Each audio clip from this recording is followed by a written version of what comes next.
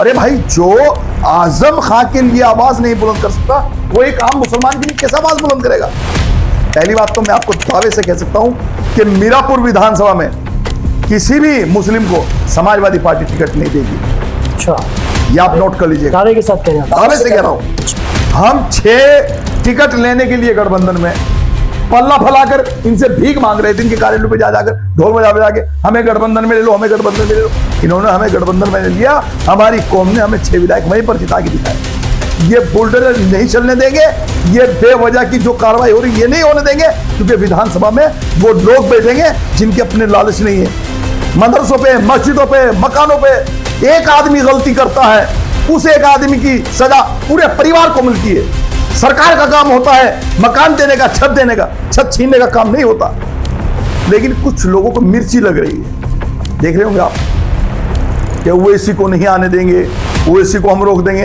अरे ओवैसी तुम्हारे अब्बा जान आ रहे हैं, और तुम्हारे चैनल के माध्यम से बता रहा हूं, तुम्हारी औकात नहीं है कि तुम मेरे नेता को रोक सको। स्वागत है आप सबका गजनीत पॉडकास्ट में। आज हमारे साथ खास मेहमान है, मीरापुर विधानसभा से AIMIM से विधानसभा का चुनाव लड़े अरशद राणा जी। जी राणा जी, कैसे हैं आप? मैं अच्छा हूं, अल्हम्दुलिल्लाह। सबसे पहले तो मैं डॉक्टर जूनियर साहब आपको मुबारकबाद देना चाहता हूं। आपने बहुत अच्छी पहल की और मेरी विधानसभा में माशाल्लाह आपने जो ये स्टार्टिंग की है, इसकी मुझे बड़ी खुशी हुई है कि माशाल्लाह हमारी विधानसभा सालारपुर से डॉक्टर जूनियर साहब आगे आए और जो मीडिया का चौथा स्तंभ है उसको आपने फॉलो किया। तो बार बार आपको और आपके ब्रॉडकास्ट को बहुत बहुत मुबारकबाद। बहुत शुक्रिया सर। सर, सियासी सफर का आगाज कब और कहां कैसे? सियासी सफर का आगाज मेरा लोक जनशक्ति पार्टी होती थी, एक रामविलास पासवान जी जी। तो उस टाइम हमारे बड़े भाई अकील राणा जी पर जिम्मेदारी थी जिले पर और प्रदेश में। तो रामविलास पासवान जी उस वक्त केंद्र में मिनिस्टर थे, रेलवे का जो मंत्रालय था वो रामविलास पासवान जी के पास था जी। तो रामविलास पासवान जी की मौजूदगी में मैंने पार्टी ज्वाइन की और मुझे सबसे पहले स्टार्टिंग में यूथ का शहर का जिला अध्यक्ष बनाया गया। बहुत छोटी सी उम्र से ये स्टार्टिंग हुई। उसके बाद मेरे बड़े भाई की तरह पूर्व विधायक शाहनवाज राणा जी, जो कि 2004 में लोकसभा कैराना का चुनाव लड़े, तो मेरे ख्याल से 2001 के आसपास मैंने BSP ज्वाइन की। अच्छा। उनके साथ में ही। और 2000 लोकसभा का चुनाव अपनी उस वक्त जो भी उम्र रही मजबूती के साथ शाहनवाज भाई को लड़ाने का काम किया जी। उसके बाद बहुजन समाज पार्टी में 2007 में मुझे चरथाल विधानसभा का अल्पसंख्यक का अध्यक्ष बनाया गया जी। फिर उसके बाद मुझे कोऑर्डिनेटर बनाया गया सहारनपुर मंडल का। काफी अनेक पद रहे हैं बहुजन समाज पार्टी में। मेरा सफर लगभग ये समझो 22 या 21.5 साल का सफर रहा है। बहुत। पहला चुनाव कब लड़े आप?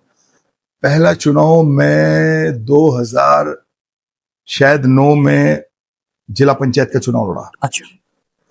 जिला पंचायत चुनाव में वार्ड होता था, वार्ड 15 कुटेसरा वार्ड पड़ता था। तो अल्हम्दुलिल्लाह उसमें बहुत मजबूती के साथ में चुनाव लड़ा। फिर उसके बाद दूसरा चुनाव मैंने अपनी वाइफ को प्रधानी का चुनाव लड़ाया। फिर उसके बाद तीसरा चुनाव मेरा जिला पंचायत का वार्ड नंबर 12 होता था, उस पर हुआ। अच्छा। फिर उसके बाद 2022 का जो मेरा टिकट था बहुजन समाज पार्टी से, 2018 में मुझे प्रत्याशी बनाया गया चरथौल विधानसभा। जी बहुजन समाज पार्टी का मैं लगभग 4 साल प्रत्याशी रहा हूं, जी लेकिन वक्त आते आते आते आते बहुजन समाज पार्टी का ग्राफ काफी डाउन हो गया और 22 में बहन जी ने किसी वजह से मेरा टिकट काट दिया एंड टाइम पे। उसमें बहन जी की गलती तो कोई नहीं रही, बहन जी को गलत मिसगाइड किया था पश्चिम के प्रभारी शमशुद्दीन राय ने। जी बहुजन समाज पार्टी ने मुझे बहुत कुछ दिया और आज भी मैं बहन जी को बहुत मानता हूं। और जिस तरीके से शमशुद्दीन राय ने मुझे लूटने का काम किया था उस वक्त, आपने मेरी वीडियो जी मैंने देखी आपकी, काफी नुकसान हुआ मुझे, जी लेकिन फिर भी ऊपर वाले का शुक्र रहा कि मुझे कांग्रेस पार्टी ने घर से बुलाकर जी टिकट दिया और 2022 का चुनाव मुझे चरथौल विधानसभा लड़ाया।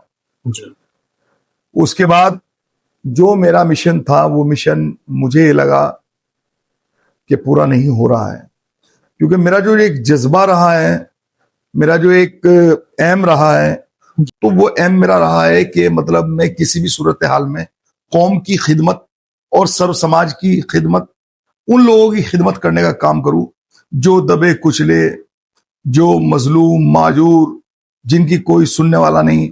मैं उनके लिए एक सबब बनूं, एक असबाब बनूं, एक जरिया बनूं उनकी बातों को अधिकारी तक ले जाने के लिए। इसी बात में मेरा जो रीजन रहा है, मेरा अपना जो दैनिक अखबार लॉन्चिंग हुआ 18 साल हो लिए, सबसे पहले साप्ताहिक अखबार लॉन्च किया, फिर दैनिक किया, फिर चैनल भी है अपना अखबार भी। तो वो भी माध्यम सिर्फ यही था कि इस चौथे स्तंभ के जरिए से अधिकारियों तक, गरीब मजलूम पीड़ित किसान जी कामगार जितने भी है वो लोग हैं जिनकी कोई सुनने वाला नहीं है, मैं उनकी आवाज को अपने कलम के माध्यम से शाया करूं और उसको अधिकारियों तक पहुंचाऊं और उस पर काम करूं। मेरा मिशन यही रहा है। आप वर्तमान में AIMIM से मिर्जापुर विधानसभा से प्रबल 2027 के उम्मीदवार हैं। आपकी पार्टी की विचारधारा क्या है, आपकी पॉलिसी क्या है, किन मुद्दों को लेकर आप चुनाव लड़ना चाहते हैं? देखिए, आपको पता है कि मैं 2024 बाई इलेक्शन में मेरी ज्वाइनिंग हुई पार्टी में। जी मेरे लीडर बैरिस्टर असदुद्दीन ओवैसी साहब से जब मैंने मुलाकात की हैदराबाद में, तो उत्तर प्रदेश में पहला सिंबल होगा विधानसभा चुनाव का जो मेरे लीडर ने मुझे दिया। जी उन्होंने मुझे एक ही बात कही थी कि अरशद, ये कौम की अमानत है और कहीं ऐसा ना हो कि कौम आपको सपोर्ट कर ठगा सा महसूस करे। हमने वादा किया था कि साहब, हम इंशाअल्लाह ताला सूरत हाल कुछ भी रहे, लेकिन हम पार्टी का और कौम का ग्राफ कमजोर नहीं पड़ने देंगे। आपको पता है कि किन दिशा और दशा में चुनाव हुआ है मीरापुर का, कि लड़ बजा है बड़ी सारा, मतलब ये हाल था। मेरे बेटे पे ककरोली में लड़ बजा है, मेरे ऊपर किस तरह के हालात सारे रहे आपको पता है। लोग चंद चिंटू है जो हमारी पार्टी को बदनाम करने की एक कोशिश करते हैं। उन चंद चिंटुओं का काम है, क्योंकि उनकी दलाली हमसे नहीं हो पाती जी। क्योंकि ऑल इंडिया मजलिस इत्तेहादुल मुस्लिमीन में उद्योगपति लोग नहीं है, ऑल इंडिया मजलिस इत्तेहादुल मुस्लिमीन में गरीब और किसान लोग हैं। अब वो चुनाव लड़े या इन चंद चिंटुओं की जेब भरे जो एक कौम को बेचने का काम करते हैं, तो उन दलालों से हम सावधान रहते हैं। हम कौन से डायरेक्ट घर घर जाकर अपना झंडा और अपना डंडा उनको समझाकर उन्हें बताते हैं कि अधिकार उनको मिलता है जो अधिकारों की लड़ाई लड़ते हैं। परीक्षा में पास वो होता है जो सफलतापूर्वक तैयारी करता है। और कौम को सबसे बड़ा नुकसान जो हुआ वो ये हुआ कि 2013 के दंगे के बाद सिर्फ मुसलमान को खास करके एक काम दे दिया गया कि आप बीजेपी हटाओ और समाप्तवादी पार्टी को लाओ जी। अब आपके दिमाग में ये भी ख्याल होगा कि समाप्तवादी पार्टी कौन सी है। जी जी मैं समझता हूं। ये समाजवादी पार्टी के लोगों ने कौम को बिल्कुल एक तरीके से एक उस पाले पर लाकर खड़ा कर दिया कि बुलडोजर हमारे मकान पर चल रहे हैं। जी समाजवादी पार्टी को हमने इतना वोट दिया, जी इतनी मजबूती के साथ उनको मुख्यमंत्री बनाया, इतनी मजबूती के साथ उनको 37 सांसद देने का काम किया, लेकिन ये समाजवादी पार्टी के लोग क्या किसी के घर के बुलडोजर चलने पर या आजम खां जैसी शख्सियत जो कि एक मुख्यमंत्री की हैसियत रखता हो समाजवादी पार्टी के अंदर, जब उसको जेल में डाल दिया गया मुर्गी चोर और बिल्ली चोर और भैंस चोर और इस तरह के तरह तरह के मुकदमे लगाकर, जब उसकी सुनवाई या उसके लिए आवाज अखिलेश यादव नहीं उठा सकते, तो मिस्टर जुनेद साहब मैं आपसे पूछना चाहता हूं, आपके दर्शकों से, आपके चैनल के माध्यम से पूछना चाहता हूं, आपको जानते हैं अखिलेश यादव आप कौन है? बिल्कुल नहीं। जानते हैं? आपको नहीं जानते? ये लाखों लाखों वोट जा रही है, लोकसभा में 55-66 लाख वोट दे रहे हैं, विधानसभा में 1.25 लाख 1,50,000 वोट दे रहे हैं, लेकिन अरे भाई जो आजम खां के लिए आवाज नहीं बुलंद कर सकता, वो एक आम मुसलमान के लिए कैसे आवाज बुलंद करेगा? लेकिन मुसलमान को उन चंद दलालों ने इतना गुमराह कर दिया कि वो अपनी हैसियत भूल गया कि तुम यहां पर देश के अंदर बाहैसियत है, बेहैसियत नहीं है, बाई चॉइस है, किसी के बाप की जागी नहीं है भारत। क्या आज मुसलमान को इतना प्रताड़ित किया जा रहा है, लेकिन मुसलमान की आवाज सिर्फ वाहिद एक लीडर है जो बैरिस्टर असदुद्दीन ओवैसी साहब आपके सामने संसद में आवाज को, हक की आवाज को बुलंद करता है। समाजवादी पार्टी के लोग उनको ध्रुवीकरण की सियासत के तौर पर मानते हैं और कहते हैं कि वो वोट कटवाएं। समाजवादी पार्टी के मीरापुर से कुछ लोग हैं जो तैयारी कर रहे हैं मैदान में, उनको लेकर क्या कहना चाहते हैं आप? जनता जवाब दे देगी, तैयारी करिए, शौक से करिए, लोकतंत्र है, सबको आजादी है, वो भी मेरे भाई हैं, लेकिन मैं चाहूंगा कि उनको भी समझ बूझ चाहिए कि कौम को गुमराह ना करें। पहली बात तो मैं आपको दावे से कह सकता हूं कि मीरापुर विधानसभा में किसी भी मुस्लिम को समाजवादी पार्टी टिकट नहीं देगी। अच्छा, ये आप नोट कर लीजिएगा। दावे के साथ कह रहे हैं? दावे से कह रहा हूं। अरे 2022 के चुनाव में 6 सीटों पर क्या आपको पता है पत्रकार साथी कि किसी मुस्लिम को प्रत्याशी बनाया है? नहीं बना। अरे प्रत्याशी आपको तब बनाएगी जब आप अपनी हैसियत बताओगे, जब उनको पता है कि आप उनके लगवा बंधुआ मजदूर हो, आप दरी बिछाने वाले हो। लेकिन हम ये कहते हैं कि अब्दुल अब दरी नहीं बिछाएगा, अब अपनी हैसियत बताएगा कि मेरा वोट, मेरा अधिकार पतंग पर जाएगा और पतंग के साथ में इस लोकतंत्र में खड़ा रहूंगा, क्योंकि जिसने अपनी लीडरशिप को खत्म किया उससे सियासत में से मिटना पड़ा। और तुम्हारी लीडरशिप बताओ कहां है? कौन पूछा है? अगर वैसी ना हो तो कोई तुम्हारी आवाज पुकारने वाला है? और इंशाअल्लाह ताला मैं आपको बता रहा हूं क्या ये मैदान खुला पड़ा है मीरापुर विधानसभा में, और इंशाअल्लाह ताला ये मानसिकता आपको बताई है मैंने कि जब मीरापुर विधानसभा से किसी प्रत्याशी का टिकट होगा तो मुझे भी बताना। आप सिर्फ लॉलीपॉप दिया जा रहा है सब साथियों को, लेकिन इंशाअल्लाह वही लोग सभी साथी मीरापुर विधानसभा में अरशद राणा का साथ देंगे, ऑल इंडिया मजलिस इत्तेहाद मुस्लिमीन का साथ देंगे। उनकी आंखें देर से खुलेगी लेकिन इंशाअल्लाह खुलेगी जरूर। आप मीरापुर से प्रबल दावेदार हैं, मीरापुर की मूलभूत समस्याएं क्या है? मीरापुर की, पहले तो मैं आपको बता दूं कि मैं मीरापुर का प्रबल दावेदार नहीं, मैं मीरापुर का प्रत्याशी हूं जी। मैं अपनी पार्टी का प्रत्याशी प्रभारी हूं और ऑल इंडिया मजलिस इत्तेहाद मुस्लिमीन ने मेरे ऊपर विश्वास इसलिए जताया, आपको पता है जी। कि मैंने 1 लाख प्लस की रैली ककरौली में कर दिखाया था जी। कि मीरापुर विधानसभा ने मुझे कितनी ताकत देने का काम किया है। जब मीरापुर विधानसभा में लटका और पिस्तौलों का चलन चल रहा था चुनाव वाले दिन, लेकिन उस वक्त भी मेरी मीरापुर विधानसभा ने मुझे लगभग 22,700 वोट देकर यह बताया कि आप कितना भी लटबाजी कर लीजिएगा, आप कितना ही लोकतंत्र की हत्या कर लीजिए, लेकिन ऑल इंडिया मजलिस इत्तेहाद मुस्लिमीन उत्तर प्रदेश में वजूद में आएगी एक दिन। अब आप बात कर रहे हैं समस्याओं की। समस्या तो आपको पता है, हॉस्पिटल की कितनी बड़ी कमी है, शिक्षा की कितनी बड़ी कमी है, बेरोजगारी की कितनी बड़ी कमी है। आज सिर्फ और सिर्फ क्या आप देखिए कि अभी मीरापुर में एक मामला हुआ कि वो बच्चा 6 साल का था जी, वो एक्सपायर हो गया। मीरापुर के प्रॉपर हॉस्पिटल में अगर सारी सुविधाएं मौजूद होती तो शायद ऐसा ना होता, जान बच जा सकती। मैंने खुद सीएमओ से बात की है, मुख्य चिकित्सा अधिकारी से बात करी, मैंने एसडीएम जानसेठ से बात की कि उसे जल्द से जल्द लागू किया जाए।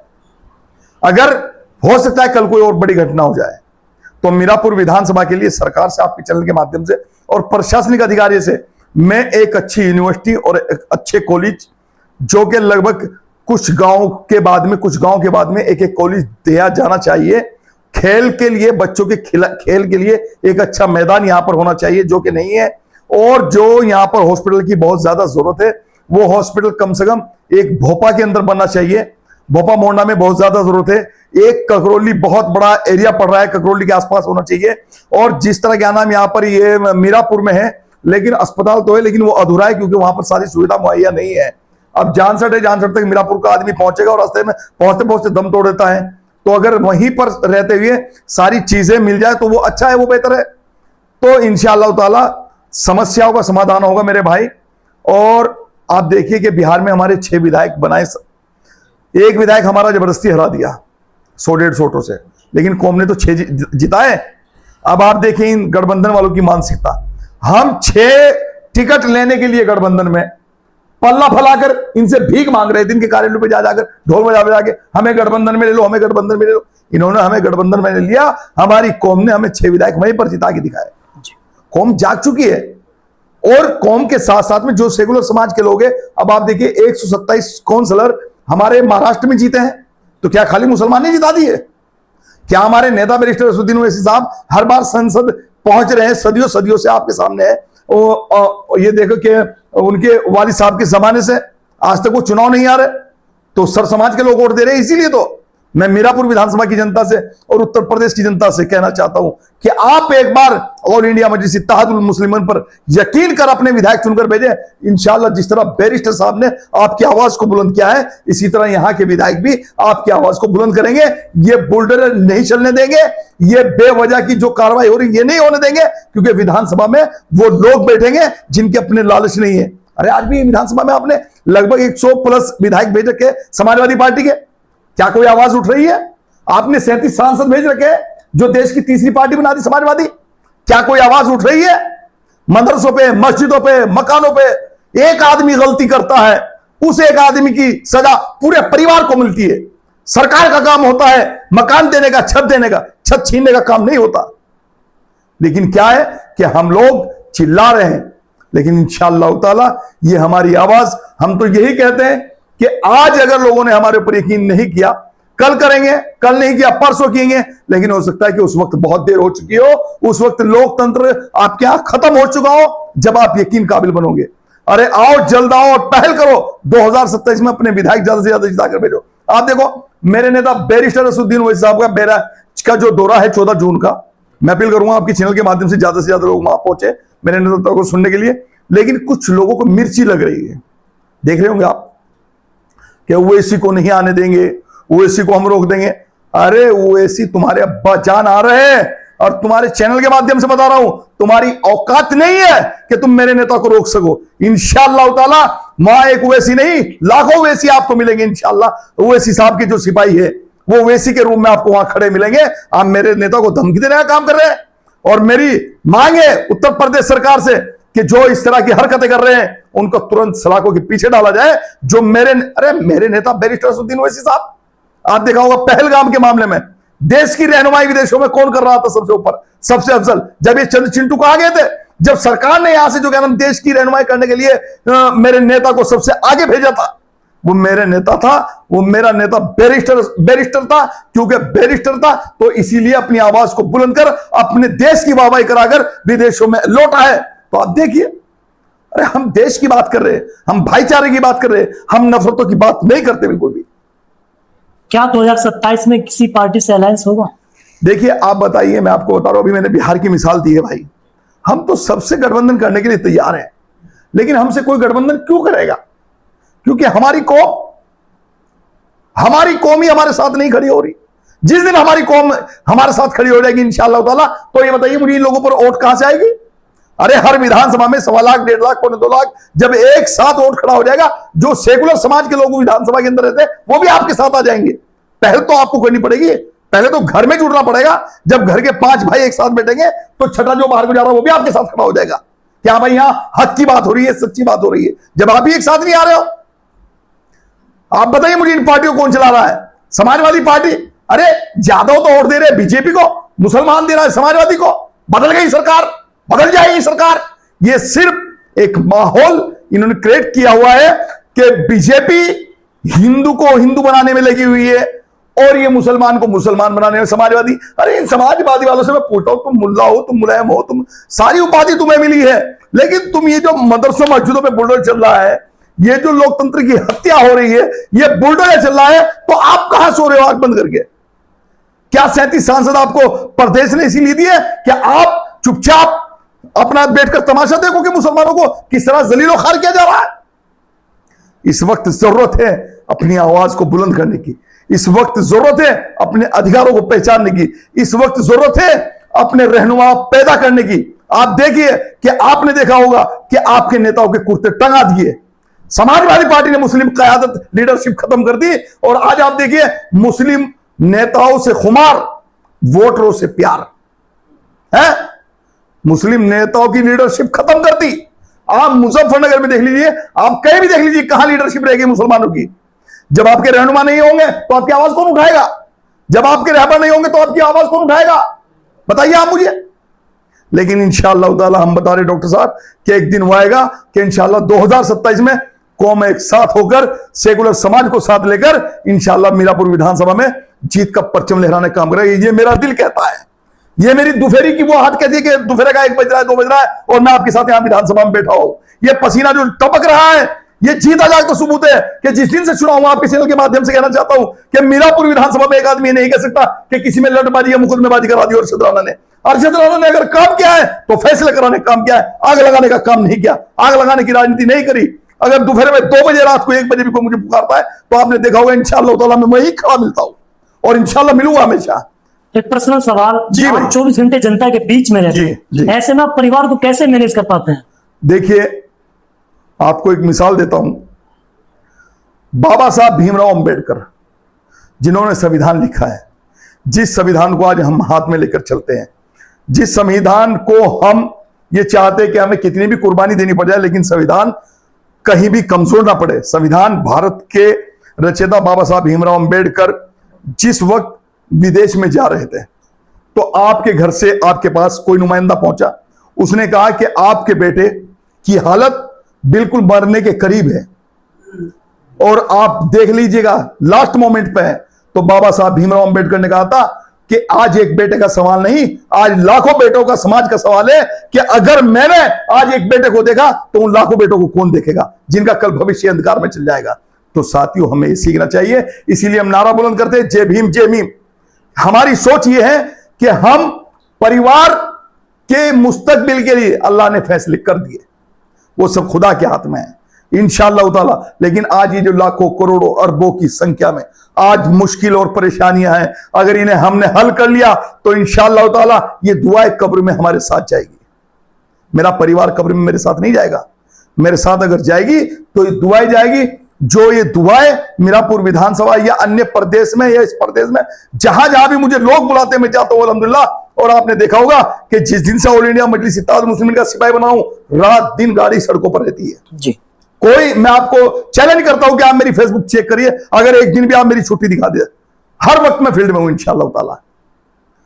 और बस आपके चैनल के माध्यम से यही लास्ट में अपील करना चाहता हूं कि मीरापुर विधानसभा के साथियों और खास करके उत्तर प्रदेश के साथियों, 2027 का जो हमारा मोमेंट और मकसद है इंशाअल्लाह ताला हमें उसे पूरा करना है और 2027 में अपने विधायकों को जिताकर अपनी मजबूती के साथ में अपनी आवाज को बुलंद करने वालों को विधानसभा में भेजना है। जब तक विधानसभा में आपके अपने प्रतिनिधि नहीं होंगे, जब तक आपके नेता के इशारे पर चलने वाले वो विधायक नहीं होंगे जो अपने नेता की आवाज को बुलंद करेंगे, तब तक आपकी इस लोकतंत्र में कोई सुनवाई करने वाला नहीं मिलेगा। साथियों, बस यही अपील करना चाहता हूं और पूरी मीरापुर विधानसभा को और सलाहपुर के साथियों को और डॉक्टर जुनैद साहब आपको बहुत बहुत मुबारकबाद कि आपने मुझे समय दिया है। मैं मेरा समय नहीं लिया, आपने मुझे समय दिया। ये आपका कीमती समय था। बहुत बहुत आप हमारी बज़्म में आए, आपने अपना कीमती वक्त खर्च किया, इसके लिए आपका बारंबार शुक्रिया।